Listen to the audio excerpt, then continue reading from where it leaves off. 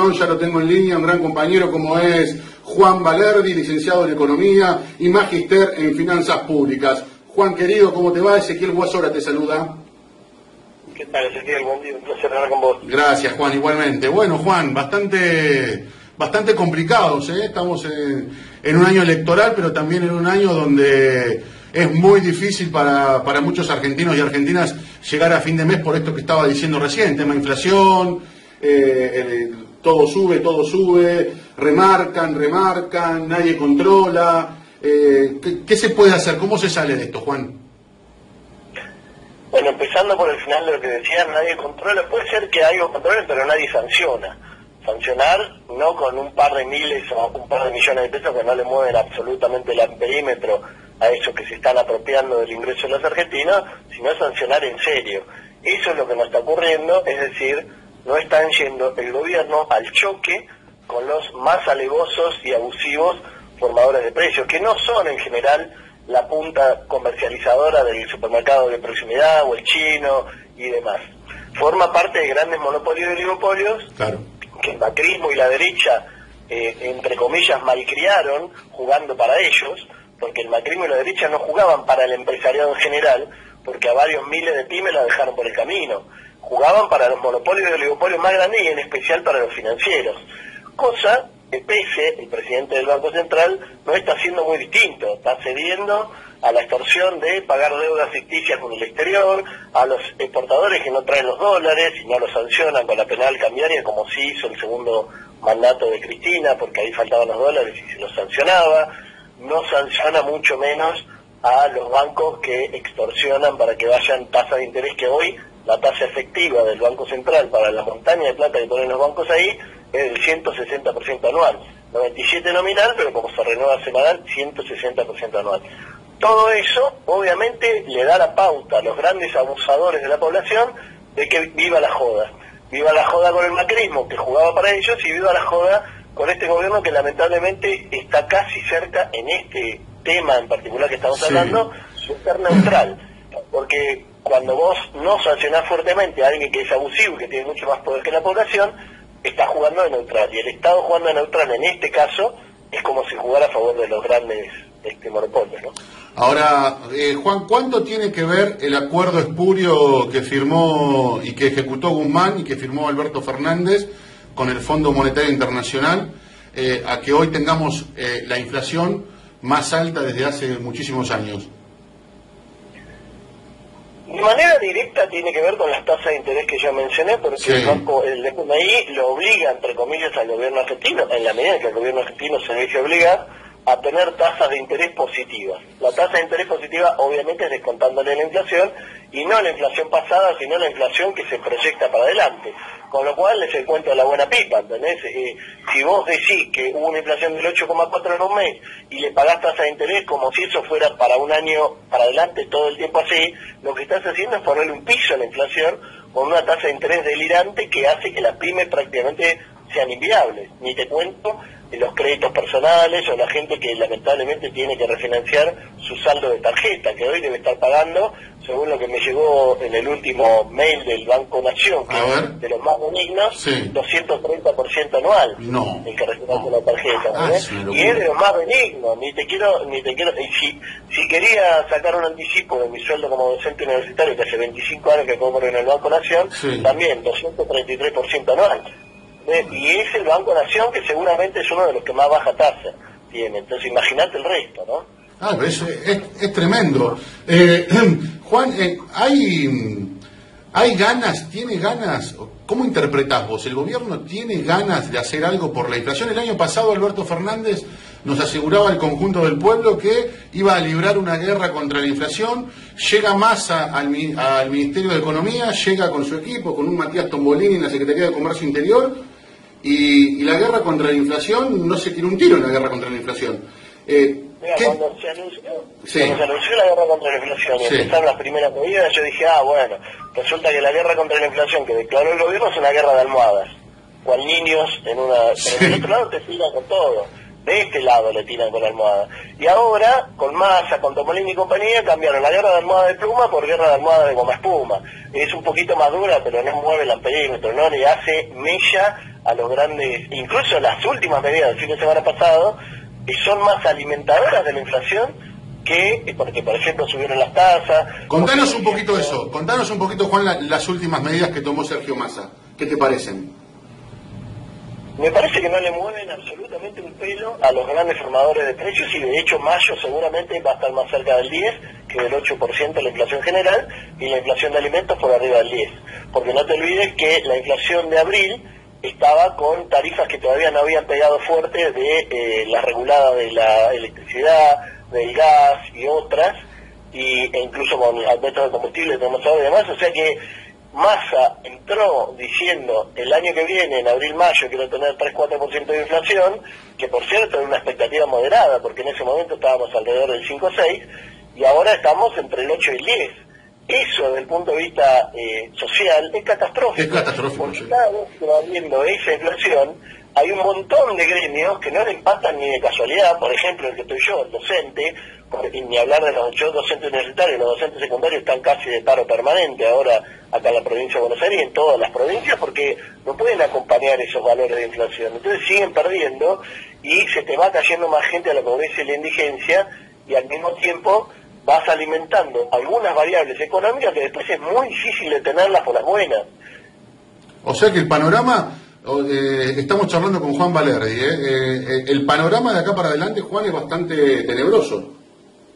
Porque vos me habías preguntado, y no te terminé de responder, sí, porque me derivo, si hay intención o no hay intención. Mira, lo que está claro es que la forma de funcionar de Alberto Fernández no es ir al choque, es el modelo Franela. Y el modelo Franela, el resultado que ha dado es que los abusivos siguen abusándose más que antes incluso, más que cuando el Estado jugaba para ellos. Ese es el modelo que impuso Alberto Fernández y que muy cómodamente llevaban adelante técnicamente Guzmán y Culfas. Ahora, Massa aparentemente tampoco va al choque, a pesar de que en eso se supone que va su carrera política, porque claro, si él llega a querer ser candidato y hay un 10% de inflación, IPC y más del 10% de alimentos, y yo lo veo complicado, más allá de que la gente no se compre el humo y los espejitos de colores de la derecha, lo que puede pasar, igual que en el 2021, es que varios millones de personas no voten. Claro. Eso es lo que, el panorama que yo veo. Ahora vamos, y eso es más sí, para la gente incluso, ¿no? Totalmente, Juan, totalmente. Ahora vamos a entrar en el tema de elecciones.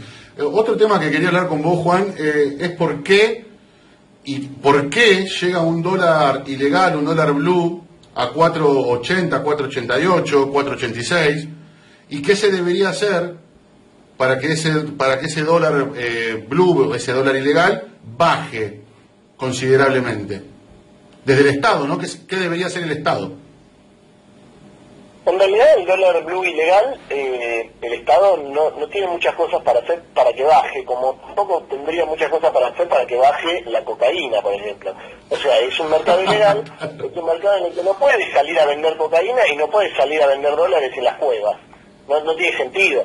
Más allá de que alguna vez en algún gobierno, que no voy a decir quién es, hubo movimientos en los cuales ponían dólares legales en el mercado ilegal para bajarlo, pero no es el mecanismo, porque además los que ponen el precio del dólar blue ilegal y se lo dicen por teléfono o por donde sea a los grandes medios de comunicación, radio, televisión, diario, etcétera, ¿cómo puedes saber si están diciendo la verdad? ¿Cómo puedes saber cuántas transacciones se están haciendo a 4.70 y cuántas a 4.85? ¿Quién lo puede ubicar? Nadie. Entonces, si te quieren hacer un golpe de mercado quemándole la cabeza con el blue, que sale en todos lados, con el ilegal, en todos los medios de comunicación, como si fuera la temperatura, lo pueden hacer no solamente moviendo con pocos millones de dólares, sino también mintiendo, ¿entendés? O diciendo que las transacciones se hicieron a 4.95 cuando hubo 2 transacciones a 4.95, se la compró Pepe a Roberto y Roberto se lo vendió a Pepe, ¿entendés? O sea que es un mercado absolutamente irrelevante desde el punto de vista económico, pero desde el punto de vista de herramienta, de acción psicológica, es una gran herramienta en la Argentina. ¿Cómo hacer para que baje? Y que los argentinos no se traguen ese verso. Pero para eso tendría que tener expectativa de que está bajando la inflación, de que la Argentina está agarrando los dólares de los exportadores, que no está agarrando, y que se están acumulando en el Banco Central y no en el exterior en manos de los grandes jugadores. O sea, le tenés que cambiar la expectativa a la gente. Eso es lo que quiso decir, aunque lo dijo muy sintéticamente y con lo cual le dejó servido a los de la derecha para que lo traten como de negligente, y cuando dijo que la inflación tiene mucho de psicológico el presidente. Parecido a lo que dijo Aníbal Fernández alguna vez de que la inseguridad es una situación. Sí, claro, claro. Es largo, y cierto, las expectativas de la gente de lo que va a venir para adelante influyen en la inflación, en el valor del dólar ilegal, en cuánta plata tienen en el banco y cuánta se llevan al colchón, etcétera, etcétera. Pero no le puede decir cortito, porque cortito parece una pelotudez y parece que le estás tomando el pelo a la gente. ¿Entendés? Lo de la inseguridad y la sensación de inseguridad, que yo hice un posgrado en inseguridad urbana, es que no es lo mismo que haya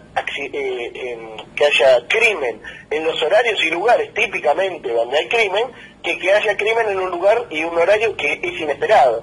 ¿Entendés? Caso Mancheri, que maten a un adolescente en Palermo, ¿entendés? Claro, Eso, claro.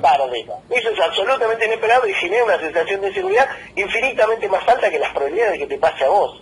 Porque es mucho más probable que te mate un marido, un exnovio, un vecino o alguien en una pelea callejera, hoy en la Argentina, es mucho más probable todo eso que te mate un ladrón. Totalmente, sí, totalmente. Estadística pura, real, no hay forma de dibujar eso, porque cuando asesinan es muy difícil dibujar que lo asesinó un ladrón cuando lo asesinó un vecino. Entonces hay algo de sensación, pero no lo puedes decir cortito, ¿entendés? Sí, sí, tenés que por lo menos profundizar algo profundizar. Juan,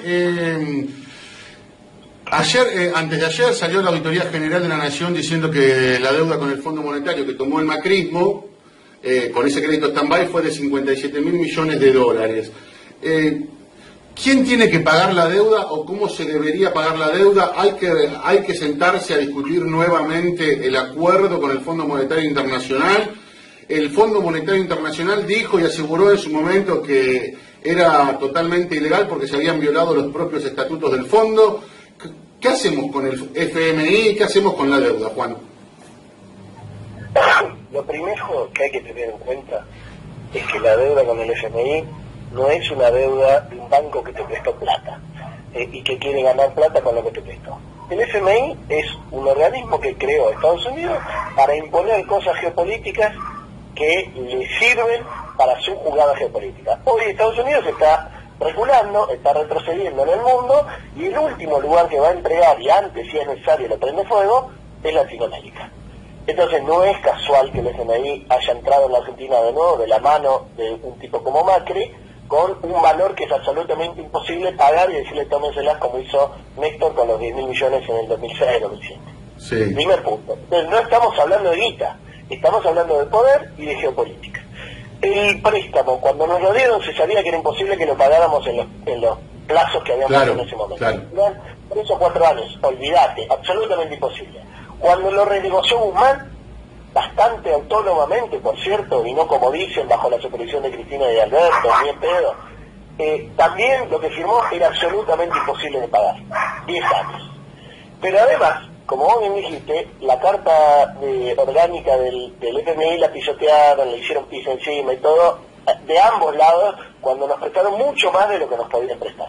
Entonces, digamos, nos podían prestar, ponerle 20.000 palos como máximo. Sí. Bueno, los 20.000 renegociémoslo de manera adentro de la carta orgánica, que son 10 años. Y los otros 25.000 que nos terminaron prestando, más allá de que el total en realidad era más, pero lo que terminaron desembolsando eran 45, los otros 25 los discutimos a 30 años, por ejemplo. ¿Y en base a qué 30 años? Bueno, en base a que tenemos que hacer algo que no se hizo en muchas décadas, por lo menos desde mediados de los 70, que es un proyecto de país con planes quinquenales. Que diga, la Argentina va para allá. Y lo discutimos, no 4 iluminados tipo Culfa, Guzmán y algún otro. No, lo discutimos, movimientos sociales, sindicalismo que vale la pena, que existe, claro. Dirigentes pyme que valen la pena, que existen y no están soñando con fugaritas, sino con crecer en la Argentina y ser exportadores. Totalmente. Lo discutimos con los cuadros políticos y técnicos que valen la pena como proyecto de país y no los que quieren un país agroexportador y minero y energético que sea chiquito y le sobren más de la mitad de la población. Con esa discusión y ese proyecto de país le decís, mira, en este rumbo te puedo pagar tanto. Y además discutís cuánto te vas a abrazar o no y a tener relaciones carnales o no con Estados Unidos, que es lo que hoy pretende en cada renegociación que vamos a tener con el FMI, que van a ser muchísimas, porque por ahora, sin ese proyecto de país, no sabemos cuándo carajo le podemos pagar, pero pagarlo vamos a tener que pagar, porque ya la amnistía a los que lo tomaron y lo dieron, ya la firmó Guzmán y se la pasó al Congreso y listo, está firmada con sangre, olvídate. Juan, ahora sí, ya para ir cerrando, ¿cómo es un año electoral en la República Argentina? ¿Cómo ves al peronismo? El peronismo tiene que ir más unido que nunca, pero una unidad desde el peronismo. ¿Qué crees que va a pasar con el Frente de Todos? ¿Quién crees que va a ser, que va a salir, cuál el candidato desde el Frente de Todos? ¿Cómo lo estás viendo? Bueno, primero, antes de tirar lo último que decís, que es lo más complicado, que estas elecciones definen muchísimo esto que acabo de decir del proyecto del país. Es más allá de que bisagra. no se está, Sí. que no contradiccionar, porque más allá de que no se está debatiendo el proyecto del país, ni siquiera se está planteando el debate. Sí, Cristina está planteando que es necesario empezar a definir eso para que no pongan a alguien de candidato que después va para cualquier lado o no va para ningún lado, como Exacto. algunos. Sí. Entonces, eso Sí. es bisagra. Y la derecha ya está diciendo qué tipo de país quiere. Un país que es una estancia grande que además es minera y saca energía para darle al mundo. Ese proyecto de país, avísenle a la derecha que le está dejando claro a la clase media, y la clase media no lo quiere ver, que lo que sobra en ese proyecto es la clase media, no los pobres. Porque la clase media va a ir a parar a los pobres. Exactamente. En Latinoamérica lo normal es que la clase media prácticamente no exista en serio. Clase media quiero decir con capacidad de consumo que supere la supervivencia. Entonces, avísenle a la clase media que ese proyecto los deja en la banquina. Segundo tema, ¿quién es el candidato? ¿Quién no es el candidato? Tiene que ver con esto del debate del proyecto del país. Pero la sensación que tengo, Perón, en varios momentos, en especial en los 70, trató de hacer un acuerdo con una parte del radicalismo que se acordaba de dónde venía el radicalismo y que valía la pena, y que existe en todo el país. Esa parte del radicalismo, que no son los desquiciados que cerraron fila con el PRO en Juntos por el Cambio y demás, me da la impresión de que puede ser que se logre que esté ahora en la fórmula. Que puede ser, por ejemplo, un Manes.